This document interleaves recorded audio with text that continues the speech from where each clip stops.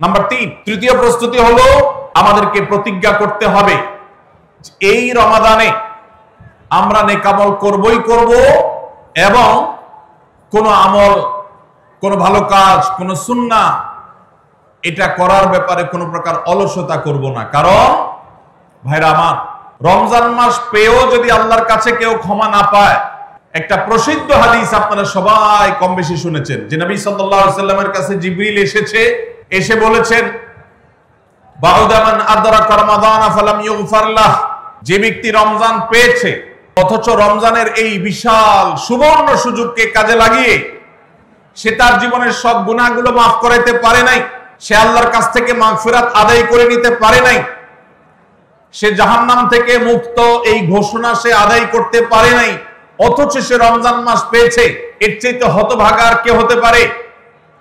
সে ধ্বংস হোক, এই বদদুআয় নবী সাল্লাল্লাহু আলাইহি সাল্লাম আমিন বলে সমর্থন জানিয়েছেন, সায় দিয়েছেন। এজন্য ভাইরা, রমজান মাস এসেছে কিন্তু আমল ইবাদত হয় নাই, রমজান মাস এসেছে আবার চলে গেছে কিন্তু আমার গুনাহ আল্লাহর কাছ থেকে মাফ করাতে পেরেছি বলে আমার বুক সাড়া দেয় না। তাহলে এর চাইতে বড় হতভাগা, এর চাইতে বড় কপাল পড়ার কেউ হতে পারে না।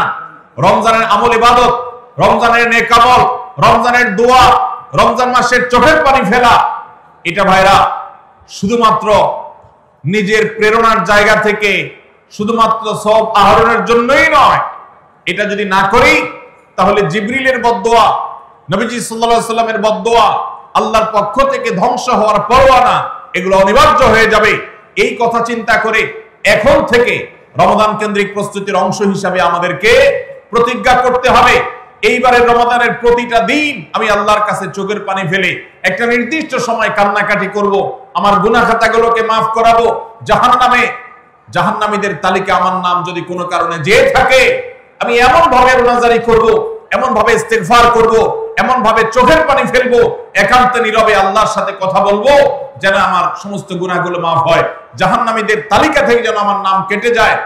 এর জন্য ভাইরা এখন থেকে প্রতিজ্ঞাটা করতে হবে। প্রস্তুতি হলো কাজ হবে রমজানে, কিন্তু প্রতিজ্ঞা হবে এখন থেকে যে আমি কোনোভাবে এইবারের রমজানের সুযোগ আর হাতছাড়া করব না ইনশাআল্লাহ। তাহলে 3 নম্বর হলো যে রমজান কেন্দ্রিক সমস্ত আমলগুলো করব, আল্লাহর কাছে তওবা ইস্তেগফার করে নিজের গুনাহগুলোকে মাফ করায়া ছাড়বো, জাহান্নাম থেকে মুক্তি তথা নাজাত এটা নিজের করে নেব। এই মর্মে প্রতিজ্ঞাটা এখন থেকে যেই কয়দিন রমজান আসতে সময় আছে প্রতিদিন আমাকে নবায়ন করতে হবে। প্রতিজ্ঞা আজকেরটা যেভাবে হবে কালকেরটা আরো স্ট্রং হবে, তারপরের দিন আরো স্ট্রং হবে। প্রতিদিন আমি স্বপ্ন লালন করব কবে রমাদান শুরু হবে, আর আমি আল্লাহ রাব্বুল আলামিনের কাছে রমাদানের এই সমস্ত ইস্তেগফার, তওবা, আমল এগুলোকে নিবেদন করতে থাকবো। চেষ্টা করা যাবে না ইনশাআল্লাহ? তাহলে 3 নম্বর প্রস্তুতি হলো রমজান মাসে নেক আমল করার প্রতিজ্ঞা করা, মাগফিরাত এবং নাজাত আদায় করার প্রতিজ্ঞা এখন থেকে করা।